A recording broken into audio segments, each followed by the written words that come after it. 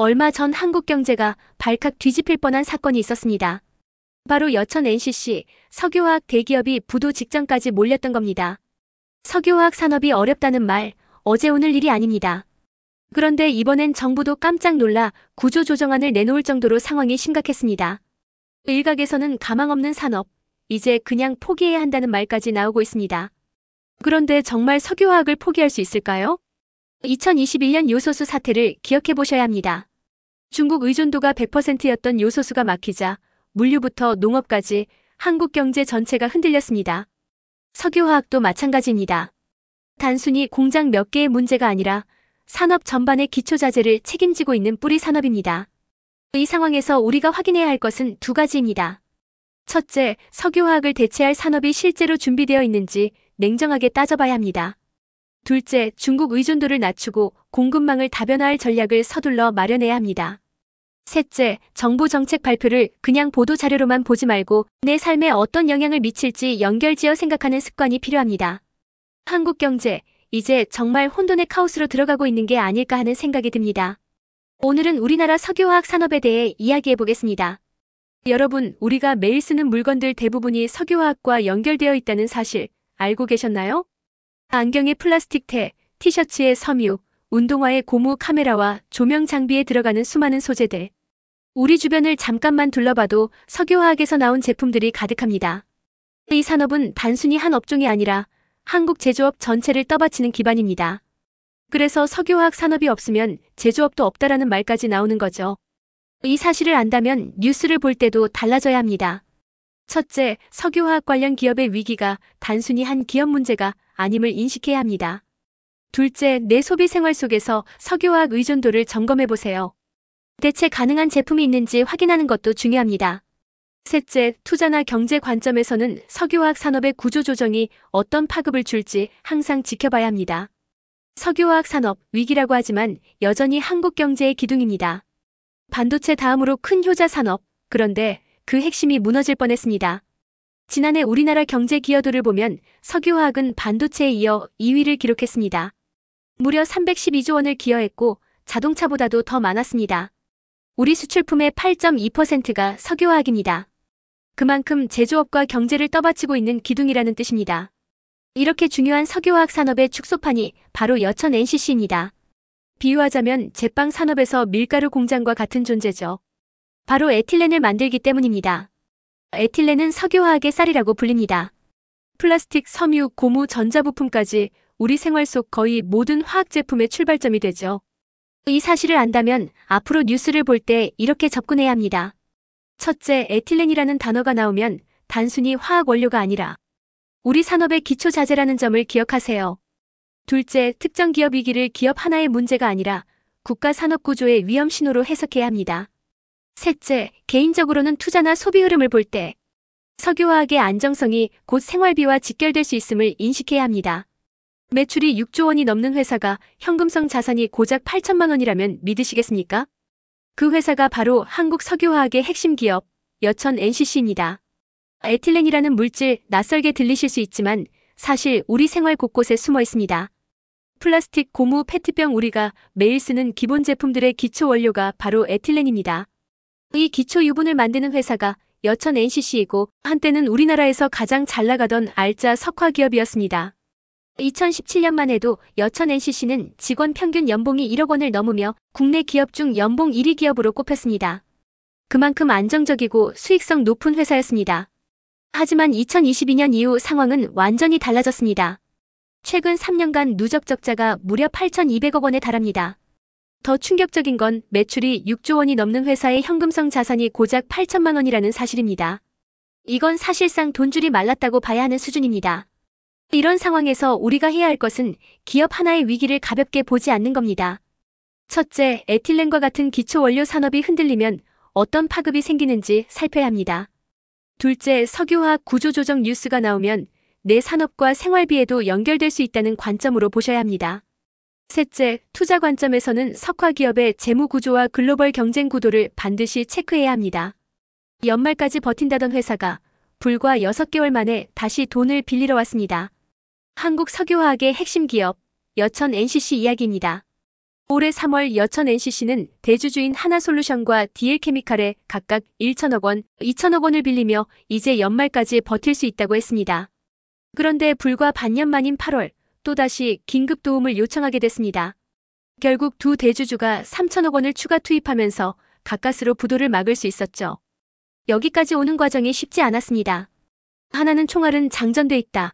바로 지원하자는 입장이었습니다. 반면 DL케미칼은 왜 6개월 만에 또 돈이 필요하냐, 경영 진단부터 받아라며 강경하게 나왔습니다. 결국 팽팽한 줄다리기 끝에 자금 지원이 이뤄졌지만 문제는 끝난 게 아닙니다. 내년에도 갚아야 할 채권만 5천억 원이 넘고 신용등급은 어급에서 B등급으로 떨어질 위기까지 몰려 있습니다. B등급으로 강등되면 상환 압박은 더 커지고 자금 조달은 사실상 막히게 됩니다. 이 상황을 보며 우리가 배워야 할 점은 분명합니다. 첫째, 기업의 신용등급은 단순한 숫자가 아니라 생존을 결정하는 요소라는 겁니다. 둘째, 단기 자금 수혈만으로는 구조적인 문제를 해결할 수 없다는 사실을 기억해야 합니다. 셋째, 대주주나 정부 지원 뉴스가 나올 때 얼마나 버틸 수 있나를 함께 따져봐야 합니다. 여러분, 보통 기업이 돈이 필요하면 어디서 빌릴까요? 은행 대출이나 상장사라면 유상증자죠. 그런데 지금 석유화학 기업들은 이 길마저 막혀 있습니다. 지금 상황에서 금융사가, 사모펀드가 여천 NCC 같은 기업에 돈을 빌려줄까요? 아니죠. 누가 봐도 회수가 불가능해 보이는데 감히 대출해줄 곳이 없는 겁니다. 이건 단순히 한 기업의 문제가 아닙니다. 석유화학 업계 전반에 드리운 그림자입니다. 실제로 지난해 롯데케미칼도 유동성 위기에 빠졌습니다. 스스로 시장에서 자금을 조달하지 못해 결국 그룹이 직접 나섰습니다. 롯데그룹은 자회사 살리기 위해 심지어 롯데타워를 메리츠의 담보로 맡기면서까지 자금을 끌어와 위기를 넘겼습니다. 즉, 지금 한국 석유화학 업계는 은행도 투자자도 믿지 못하는 상태라 대기업 그룹 지원에 목숨을 걸 수밖에 없는 구조입니다. 이 사실을 보며 우리가 확인해야 할 점은 분명합니다. 첫째, 기업이 스스로 자금 조달 능력을 잃으면 결국 그룹 차원의 지원이나 정부 개입으로 이어진다는 걸 이해해야 합니다. 둘째, 특정 기업 위기 뉴스를 보실 때 부도냐, 회생이냐보다 누가 대신 돈을 내주고 있나를 반드시 살펴보셔야 합니다. 셋째, 투자 관점에서는 석화기업 개별 성과가 아니라 그룹 전체의 재무 건전성을 함께 점검해야 합니다. 석유화학 기업들이 왜 이렇게 돈줄이 막혔는지 아십니까? 답은 공장 가동률에 있습니다. 이게 85% 아래로 내려가면 그 순간부터 적자가 시작됩니다. 지금 한국 석유화학 산업은 유동성 위기를 언제든지 겪을 수 있는 구조적 약점을 안고 있습니다. 겉으로는 대기업이지만 내부를 들여다보면 빚더미와 감가상각, 고정비 압박에 시달리고 있는 거죠. 석유화학 산업은 다른 업종과 다릅니다.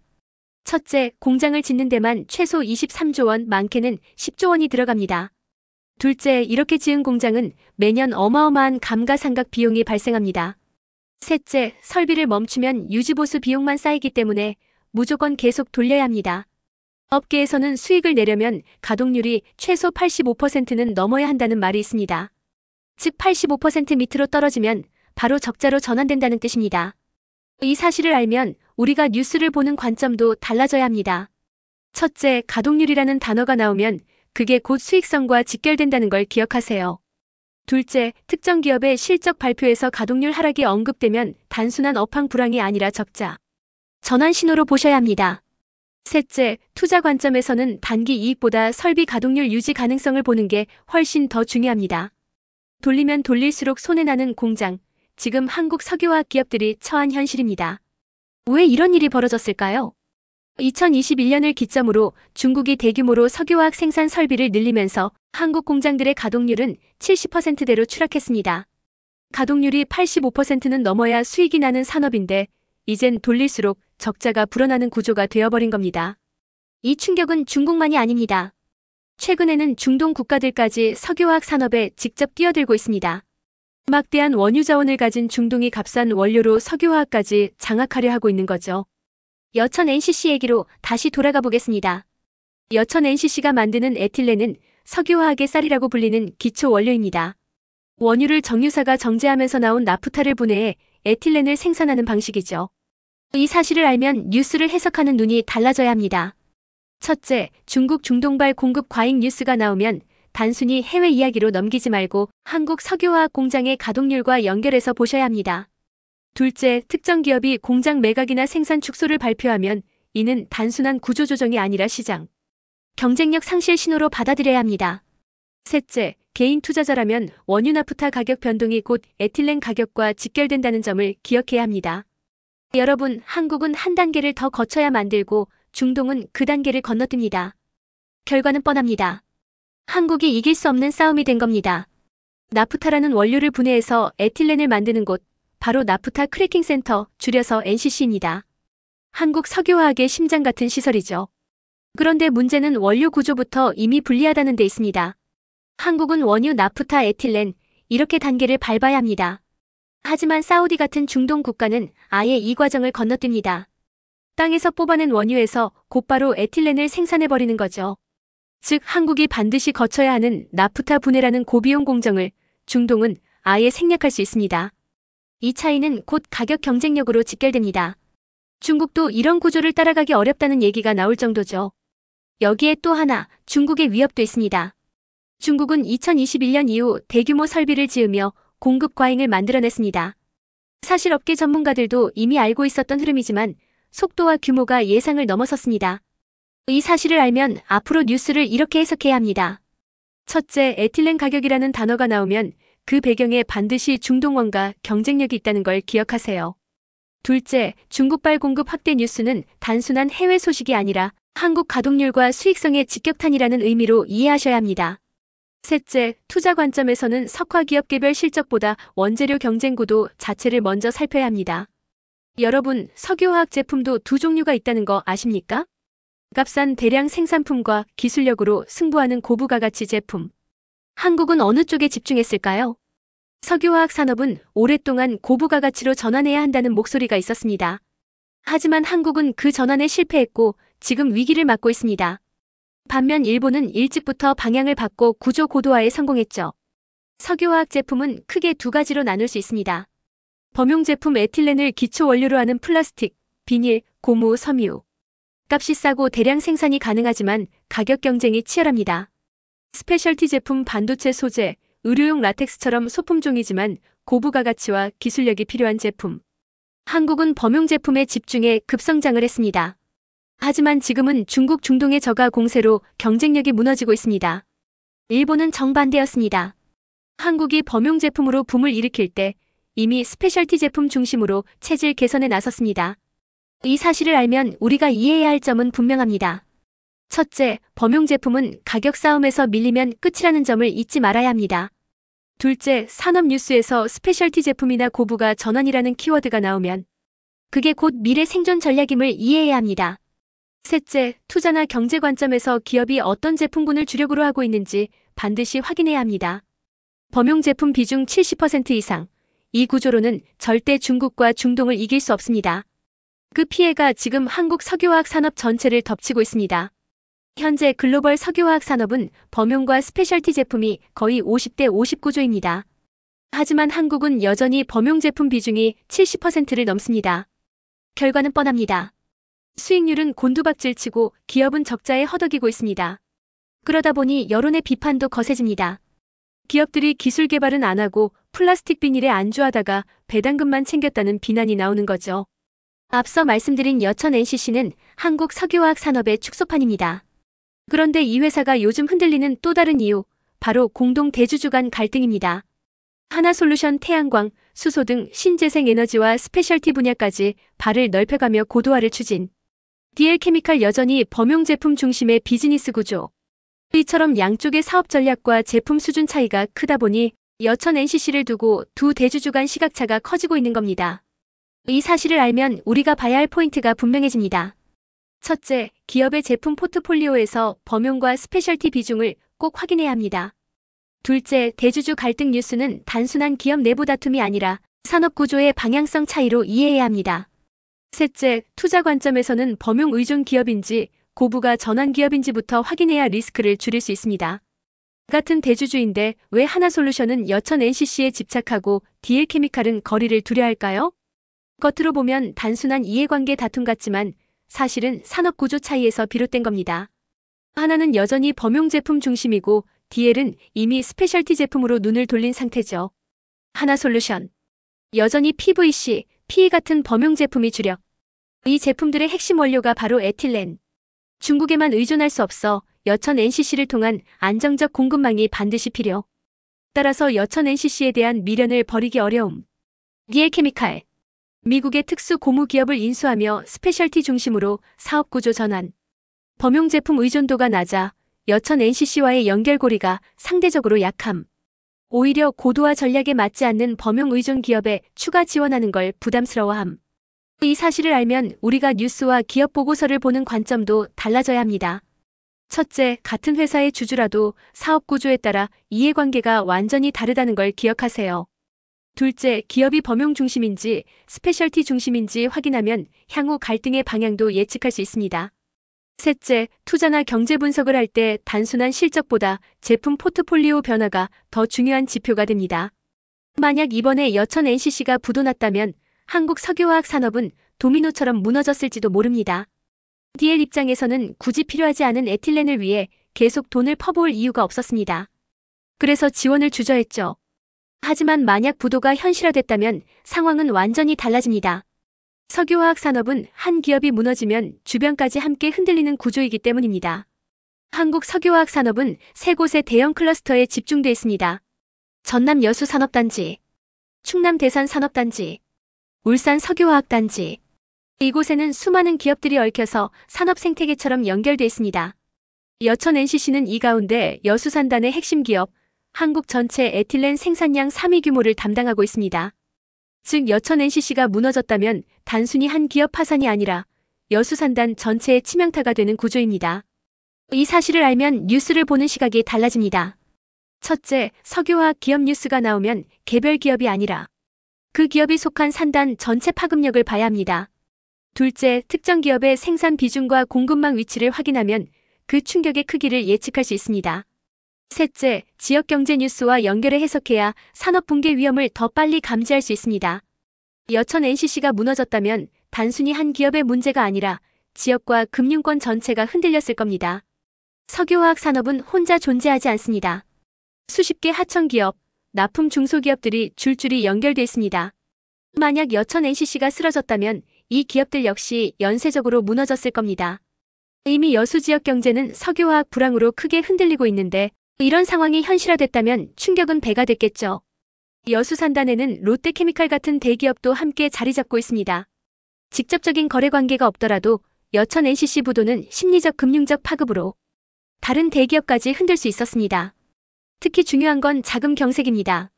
여천 NCC 같은 알짜 기업조차 무너지면 채권자와 투자자들은 공포에 빠집니다. 결과적으로 새로운 자금 조달은 끊기고 이미 빌려준 돈마저 빨리 갚으라는 요구가 쏟아지게 됩니다. 즉 살아있는 기업들까지 돈줄이 막히는 최악의 상황으로 번지는 거죠. 이 사실을 알면 뉴스를 해석할 때 다음을 꼭 기억해야 합니다. 첫째, 기업 위기는 곧 하청납품업체 위기로 이어진다는 점. 둘째, 단일 기업 문제가 아니라 지역 경제 전체 문제로 번질 수 있다는 점. 셋째, 금융권은 심리 불안에 매우 민감하기 때문에 기업 부도 소식은 자금 경색으로 직결된다는 점. 예를 들어 여천 NCC가 부도났다면 여수산단 내 수많은 중소기업들이 하루아침에 납품처를 잃었을 겁니다. 이미 어려움에 처한 지역 경제는 더 깊은 불황에 빠졌겠죠. 그리고 롯데케미칼 같은 대기업조차 혹시 우리 차례일까? 라는 불신에 휘말리면서 연쇄부도 위험이 커졌을 겁니다. 이제 석유화학은 끝났다. 그냥 포기하자라는 말 정말 맞을까요? 아니요. 절대 포기할 수 없습니다. 그 이유는 우리가 이미 경험했기 때문입니다. 석유화학 산업이 어렵다는 기사 댓글을 보면 절반은 이제 끝났다. 돈 쓰지 말자. 그냥 포기하자라는 반응입니다. 하지만 우리나라엔 뼈아픈 트라우마가 있습니다. 바로 2021년의 요소수 사태입니다. 그때를 기억하시는 분들 많으실 겁니다. 요소수가 없어서 전국 물류가 멈출 뻔했죠. 요소수의 원료는 요소, 그리고 요소는 모두 석유화학 공장에서 만들어집니다. 그런데 우리나라는 2011년 국내 요소 생산을 완전히 포기해버렸습니다. 주요 제조업 국가 중에서 요소 생산을 아예 중단한 나라는 한국이 유일했죠. 그 결과는 요소와 요소수를 전량 중국에서 수입하게 된 겁니다. 이 구조적 의존이 2021년 중국의 수출 규제가 시작되자 곧바로 대란으로 이어졌습니다. 트럭이 멈추고 물류가 흔들리며 산업 전반에 먹구름이 드리워졌던 겁니다. 이 사실에서 우리가 배워야 할 점은 분명합니다. 첫째, 포기하면 안 된다는 교훈입니다. 지금 힘들다고 산업 기반을 버리면 위기 때 훨씬 더 큰 비용을 치르게 됩니다. 둘째, 필수 원료 산업은 반드시 일정 수준의 자금률을 확보해야 합니다. 셋째, 중국 의존도가 높은 분야는 언제든 대란으로 이어질 수 있음을 항상 점검해야 합니다. 2021년 요소수 사태가 터졌을 때 기억나십니까? 불과 몇 주 만에 화물차들이 멈춰 서고 농업 비료까지 부족해질 뻔했습니다.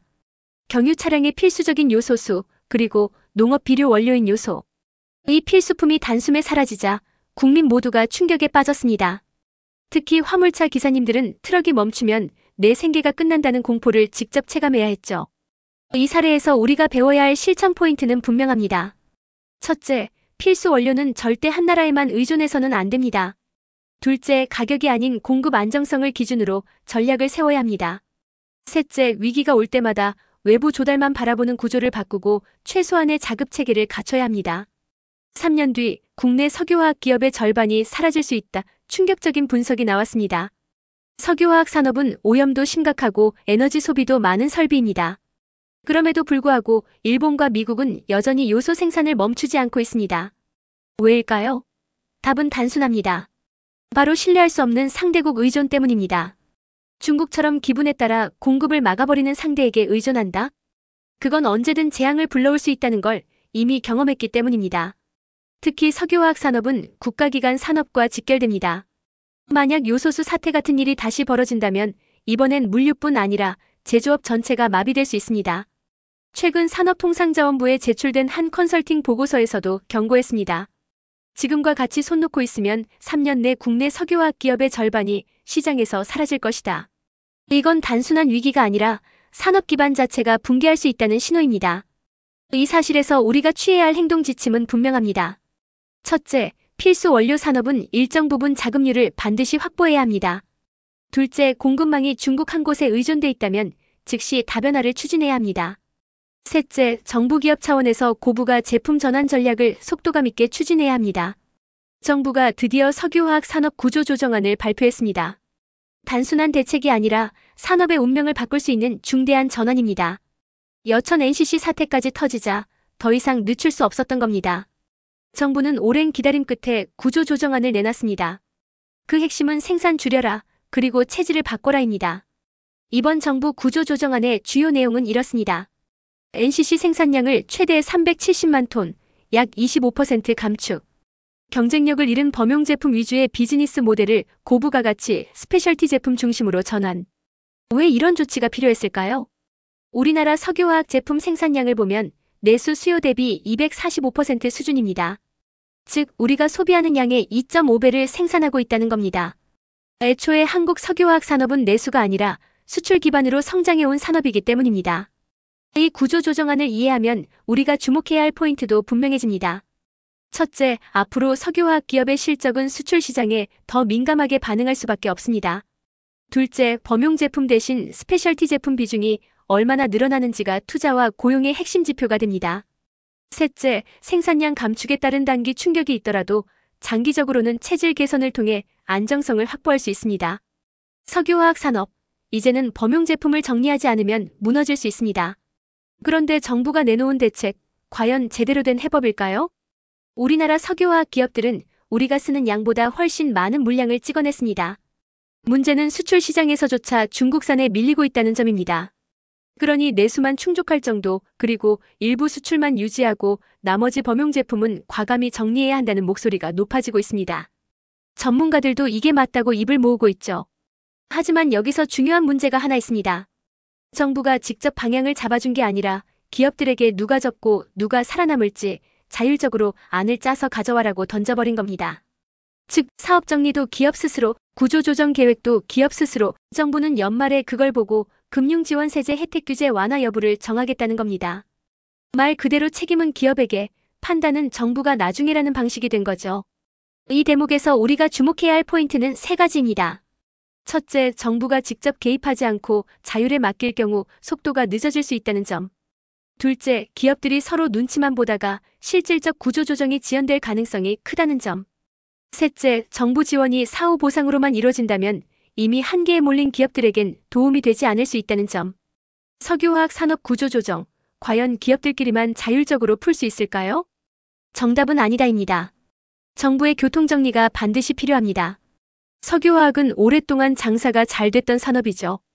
그래서 삼성 정도를 제외하면 우리나라 대기업 대부분이 석유화학 계열사를 하나씩은 다 갖고 있습니다. 그런데 이런 상황에서 너는 포기해라, 너는 인수해라, 이걸 누가 결정할 수 있을까요? 사실상 정할 수 없는 문제입니다. IMF 때처럼 정부가 은행들을 강제로 통폐합시키고 기업을 정리했던 방식은 지금 석유화학에선 통하지 않습니다. 왜냐하면 석유화학 기업 수가 너무 많고 각각 대기업 이해관계와 얽혀 있으며 특정 기업만 희생시키면 형평성 문제가 불거지기 때문입니다. 즉 지금 필요한 건 일방적인 명령이 아니라 이해타산을 조율할 수 있는 중재자 역할입니다. 따라서 앞으로 구조조정이 제대로 이뤄지려면 다음이 필요합니다. 첫째, 기업 간 이해관계를 정리해줄 중립적 가이드라인. 둘째, 특정 기업만 몰아주거나 희생시키지 않는 균형감. 셋째, 정부가 판을 짜고 기업들은 그 안에서 협력적으로 역할을 나누는 방식. 정부는 기업 자율 구조 조정을 원칙으로 내세우고 있습니다. 하지만 여천 NCC 사태를 보면 과연 이게 가능할까요? 석유화학 산업은 겉으로 보기엔 단순히 에틸렌을 생산하는 공장 같지만 실제로는 공정의 기술력도 다르고 생산 목적도 세세하게 다릅니다. 그러니 기업 스스로 조율하라고 맡겨두면 이해관계가 부딪히는 게 당연합니다. 대표적인 사례가 바로 여천 NCC입니다. 한화는 일단 돈부터 지원하자며 급한 불 끄기에 나섰습니다. 반면 DL은 이 회사는 디폴트에 빠져도 답이 없는 회사라 더 이상 돈을 못 넣겠다며 강경하게 버텼습니다. 결국 양측은 여론전까지 벌이면서 대주주끼리 정면 충돌을 했습니다. 이 과정만 봐도 기업 자율만으로 구조조정을 해결하기 어렵다는 사실이 명확해집니다. 따라서 필요한 건 정부의 역할입니다.